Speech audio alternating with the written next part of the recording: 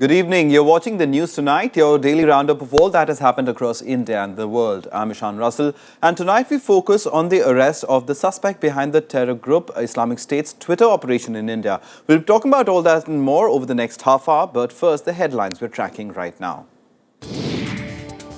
Bengaluru police arrest suspect behind Islamic State's Twitter operation in India, but says no proof against the accused of recruiting men for the terror group. Jharkhand and Jammu and Kashmir set for the fourth phase of polls tomorrow. 33 seats at stake in the two states with big names in the fray.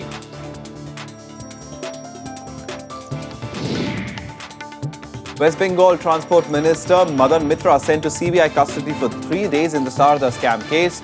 Trinamool Congress protests against the BJP's alleged vendetta politics. And the climate talks in Peru go into overtime. Differences continue over commitments on cutting down carbon emissions.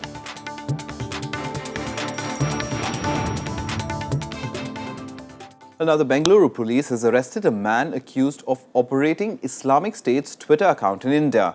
24-year-old engineer Mehdi Masroor Biswas has been accused of violation of the Information Technology Act. The police, however, said that they found no evidence to link him to any terror organization or him being a sympathizer.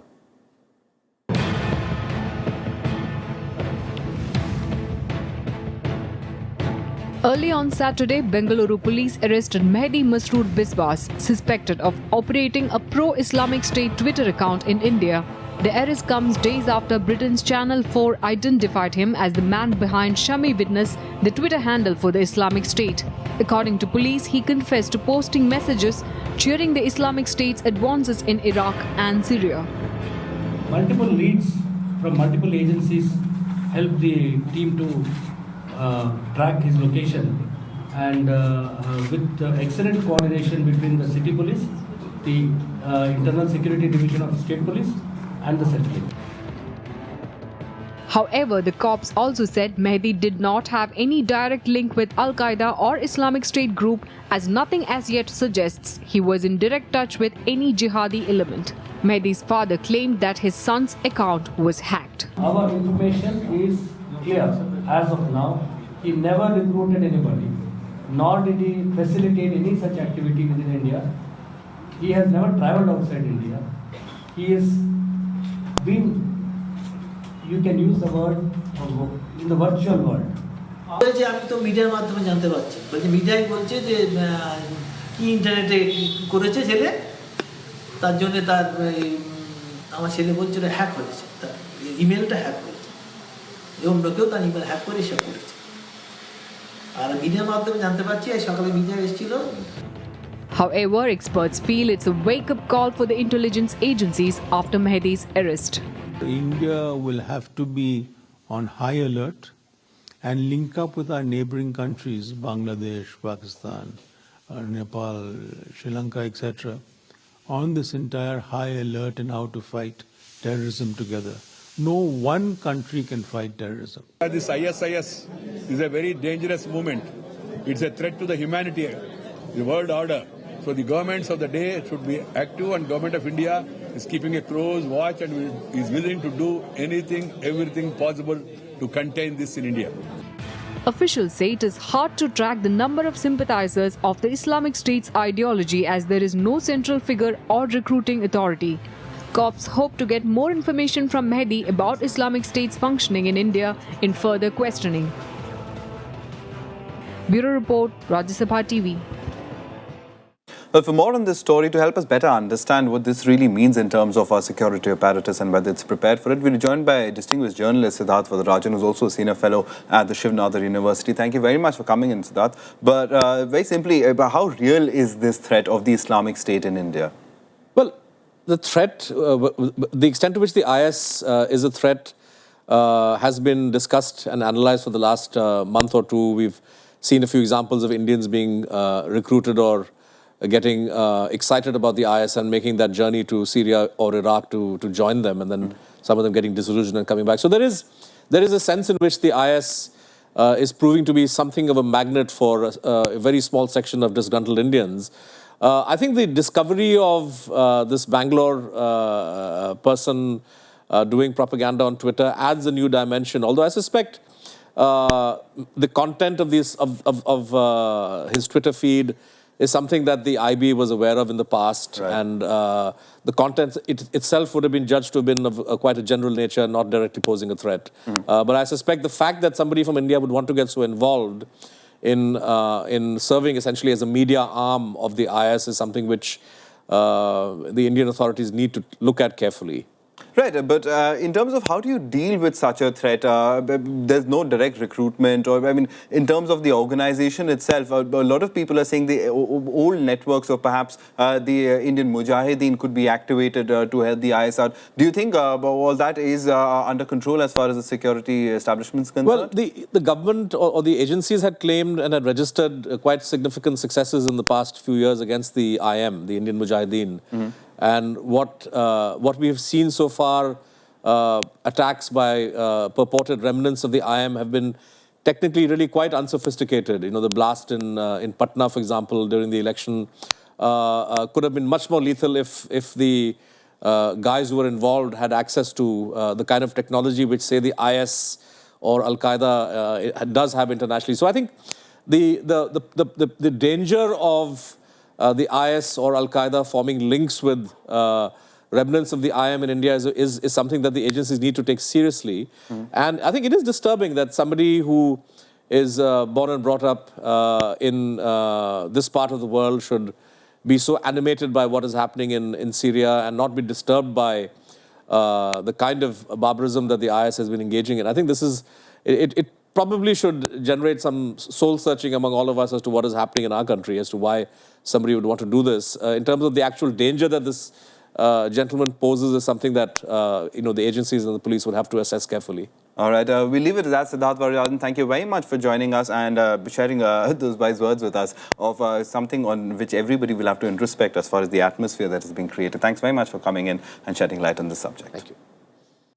Well, moving on now, accused in the Sharda scam case, West Bengal Transport Minister Madan Mitra was sent to CBI custody for 3 days by a court in Kolkata today. Facing political heat over the minister's arrest, Trinamool Congress has stepped up its attack on the BJP government at the centre. Chief Minister Mamata Banerjee chose to directly hit out at Prime Minister Narendra Modi today, calling for his arrest in the Sahara case.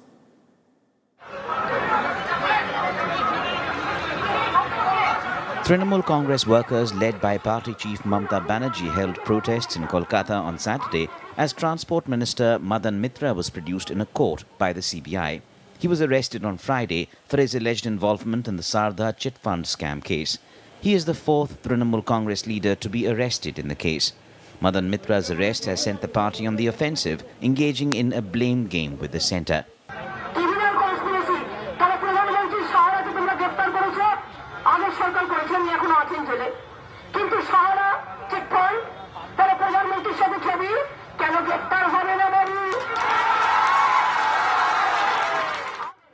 Yesterday, Mamata had dared the Prime Minister and the BJP leadership to arrest her, alleging vendetta politics by the centre.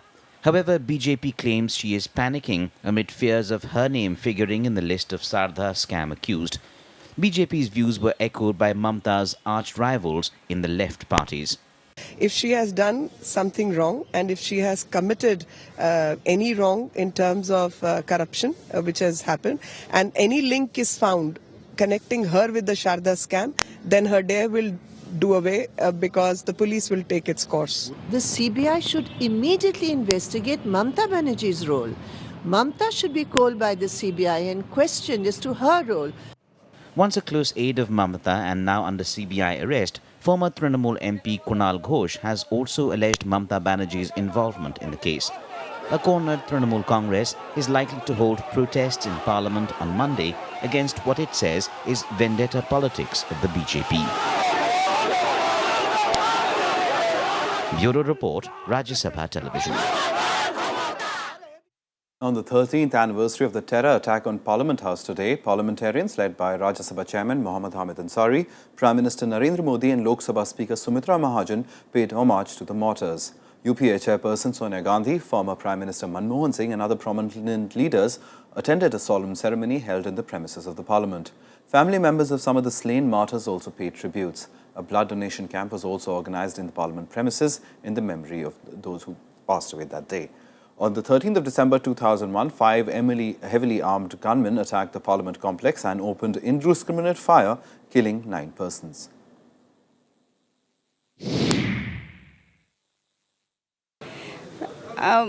आगे मैं यही चाहती हूँ कि ये देश की सेवा में किसी भी चाहे मेडिकल में निकलें चाहे वो आर्मी में निकलें. Yadav was my personal security chap from Rajya Sabha. Negi was the one who closed the door, gate number 11. He was hurt in his stomach and he died there only. Yadav died over here. So it is the question of sadness, our tributes to those who saved the dignity of our democracy. आज का दिन जो है वो स्मरण दिलाता है कि संकट अभी टला नहीं. Time for a quick break right now, but coming up on the other side, another sarpanch has been killed in Jammu and Kashmir ahead of the polls. All that and more coming up.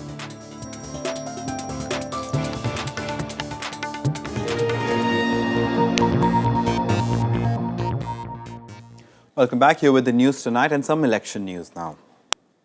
Now, the stage is set for the fourth and penultimate phase of polling in Jammu and Kashmir and Jharkhand tomorrow. 18 seats in Jammu and Kashmir and 15 in Jharkhand go to the polls in this phase.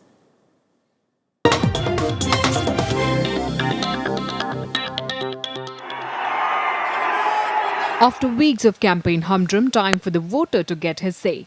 Polling booths are in place in areas going to polls in both states under close watch of Election Commission officials, observers and security personnel in both states. 4 districts, Srinagar, Anantnag, Shopian and Samba will go to the hustings in this phase with a total of 18 constituencies between them. Nearly 14.7 lakh voters are eligible to decide the fate of 182 candidates in the fray. Nearly 1,900 polling booths have been set up. How Srinagar votes will be keenly watched. The city is notorious for its poor turnout, but that is expected to change this time. All 8 constituencies in the state's summer capital are presently held by the ruling National Conference. Among the key candidates in Srinagar, Omar Abdullah is contesting from Sonawar. The opposition PDP is looking at major inroads in 6 assembly seats in Anantnag district this time. Party patron Mufti Muhammad Saeed is contesting from Anantnag constituency. Shopian, that has borne the brunt of several militant attacks in the recent past, will also be closely watched. The killing of an NC Sarpanch and the December 5th grenade lobbing incident had sent out shockwaves here. Heavy security is in place for polling day, especially in Srinagar, that faces a string of boycott calls.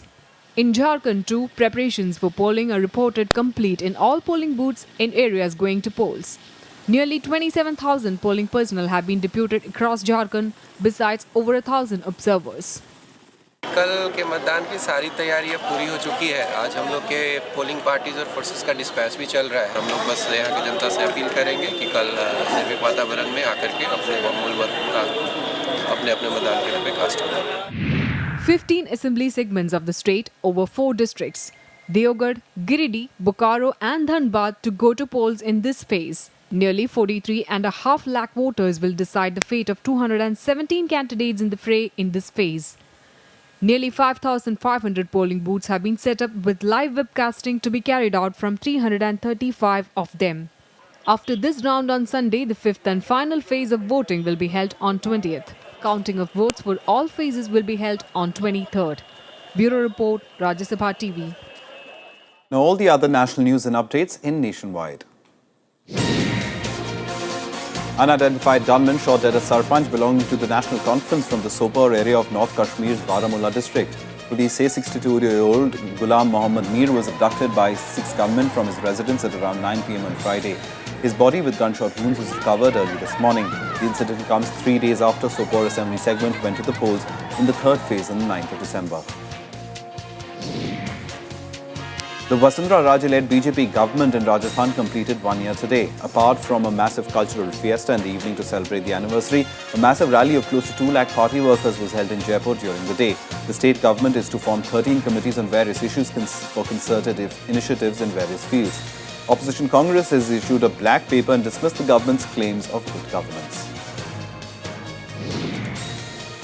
India's manned space flight program will move a step forward with the much-awaited first suborbital launch of the Advanced Geosynchronous Satellites Launch Vehicle on December 18th. The GSLV Mark III is considered the next important step after the Mars Vision. In India's nearly 50-year-old space program, the flight will take off from Sriharikota.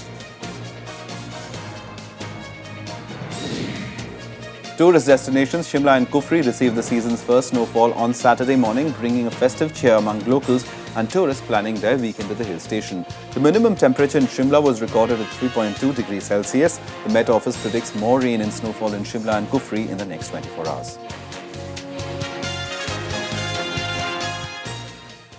Right now, latecomers beware. Yes, that's the message, because all central government offices have been told to install biometric attendance system by the 1st of January, and the Prime Minister himself is to keep a close watch for latecomers and inefficient employees. 9:15 a.m., the attendance monitoring meter on attendance.gov.in looks not different from the ever-ticking stock market indices. The data comes from simple biometric machines installed in government offices around the country. 149 organizations have adopted the machine so far. All others have to come on board by the 1st of January. The government, including the Prime Minister, is keeping a tab on laggards. Recently, that biometric attendance system, which has been installed in 149 locations, now it has to be rolled out in the entire country. It is being monitored by the PMO, and DGSND is committed to complete it by this month end, so that it can be rolled out in the country and installed everywhere, and then state governments can also adopt it. It goes beyond just monitoring attendance and punch-in, punch-out times. The government also has plans to enforce e-office systems that will record work done by each employee on any given day. And here again, the shirkers and the lazy face the heat. With electronic document management system, what we call it e-office or e-office automation, we can even know, did he really do something to earn his wages or her wages? And if he did it or didn't do it, what are the next that government can do by just simply being digital? All biometric machines record employees' fingerprints and are linked to Aadhaar cards. Problem is, installation schedules are running behind the January 1 target. There are few certified indigenous biometric equipment manufacturers. Most of the machines are imported from China.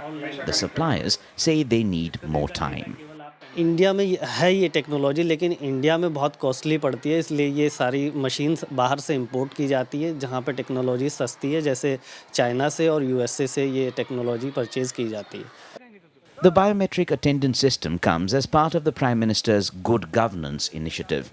Enforcing work discipline is the focus, and these are seen as the first strong steps. The government starts implementing the e-office system from 1st January or soon after that. Individual performance of government employees will be directly monitored by PMO. Will it be acceptable for all government employees? That's a question which remains to be answered. Without a legislation support, can this process go ahead? With camera person Narayan, Rajkamal Rao, Rajya Sabha TV. The climate summit in Lima has run into extra time. Developing nations have complained of low commitments from developed countries to reduce greenhouse gas emissions. Top negotiators are huddling over a new draft which will serve as the basis for a new contract to be signed in Paris next year. Long-running issues still remain as a stumbling block between developed and developing countries at the climate summit in Lima, sparking fears that a watered-down draft will undermine the UN conference in Paris in 2015. Peru, under his leadership, is doing something very important for humanity, for world sustainable development. We have to work closely and hard to make this world environmentally sustainable. 190 countries are at crossroads on how to combat global warming. They are grappling to prepare the elements of a draft to decide over the formula of sharing the burden of cutting greenhouse gas emissions and who all should pay. We agreed to find a balance between the several options. We will find a balance in the middle. and the EU and Germany is ready to do so. The first priority that they would have to do with or without money from the North is to spend money on adaptation and loss and damage. There will be very little money or no money at all for mitigation. Hopes were high with the positive signal from US, China and the EU to help bridge the gaps. However, trust is still short on the ground. Bureau Report, Rajya Sabha TV. India and China today supported a trilateral dialogue with the United States. Chinese Ambassador Li Yucheng said the idea of their dialogue is to deal with global challenges and to ensure better mutual cooperation. The idea for such a dialogue was mooted by former Union Minister Jairam Ramesh while addressing a conference. Minister of State for External Affairs V.K. Singh also supported the idea. Later, the Chinese ambassador also expressed optimism on future ties between India and China in resolving the border disputes. China and India are neighboring countries, and we support India's foreign policy to develop relations with all countries. And Mr. President Obama will come to India. We are glad to see the smooth and sound development of the relations between US and India. All right, now sports and disappointing news. Well, India lost to arch rivals Pakistan in the Champions Trophy hockey semi-final today. Pakistan avenged its Asian Games final loss to India to win the match 4-3. India took the early lead in the match. The two teams were tied at the end of the third quarter. Pakistan produced the winning goal in the dying minutes of the game.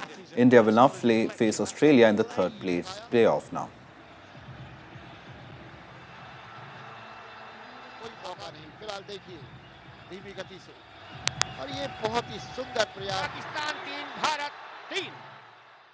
And it was a similar story in cricket where India lost the first test against Australia at Adelaide by 48 runs. Chasing 364 on the last day of the match, Virat Kohli once again led the fight back with a century. But his heroics went in vain after the last 8 wickets crumbled in a space of just 73 runs in the last session.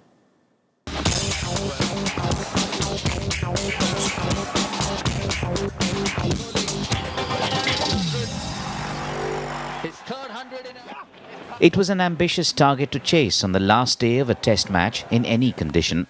But Murali Vijay and Virat Kohli ensured India was on track to beat Australia in the first test at Adelaide on Saturday. Vijay fell just 1 run short of his 100, but Kohli led from the front with his second century of the match. India lost the last 8 wickets for just 73 runs, costing them the test. Nathan Lyon picked up 7 wickets in the second innings, making him the man of the match. He has a tally of 12 wickets in the match. I look at every outing as an opportunity to do something special for the team, and if we were able to pull this off today, it would have been one of the most special moments in my life. But I'm really proud of the way the boys played. He bowled fantastic in both innings. I think he could have had 8 or 9 wickets in the first innings. He bowled unbelievably well. I think it probably, if anything, helps Nathan more than how anybody else thinks. I think every single person in that change room knows how good he is, knows what he did today. However, there was concern in the winning camp over the captain's injury. He has been ruled out for the rest of the series due to hamstring injury. Well, I've had my scans. The scans are not great. They're certainly shown a tear there. The experts are looking at them at the moment. I can pretty confidently say that I won't take part in this test series, unfortunately. A match that had begun in high emotion after the death last month of Australian batsman Philip Hughes ended in high drama after an absorbing final day. With still no clarity on when MS Dhoni will be back in the team to take charge, India will be on the back foot before the second test at Brisbane from the 17th of December. Bureau Report, Rajya Sabha Television. That's the news tonight. Good night.